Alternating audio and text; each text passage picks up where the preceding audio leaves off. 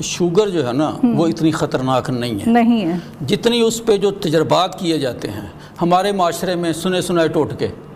असल में सबसे बड़ा एक अलमिया ये है। इसके अलावा ये जो हमारे यहाँ मेडिसिन यूज़ हो रही हैं इनके भी बहुत सारे साइड इफ़ेक्ट्स हैं। जो हमारे शुगर की जब आप दवा खाते हैं तो इससे आपका किडनी इफेक्ट होता है। जब किडनी इफेक्ट होगा आपका बीपी हाई होगा। जब आप बीपी की दवाई खाएंगे फिर आपकी वो आर्टरीज पे असर करेगी, फिर आप दिल के मरीज़ बन जाएंगे। मतलब ये कि एक सिलसिला दर सिलसिला ये कुछ हमारी जो अद्वियात हैं ये भी हमारे अंदर मसाइल पैदा कर रहे हैं। लेकिन होना ये चाहिए कि आप दवा आपने खाई, आपका मरज़ ख़त्म हो, दवा छोड़ दें। लेकिन सबसे बड़ा अलमी हमारे यहाँ ये है कि हम कहते हैं कि अब ग़िज़ा खाएं ना खाएं, अब दवा खाएं। ये बहुत बड़ा जुल्म है।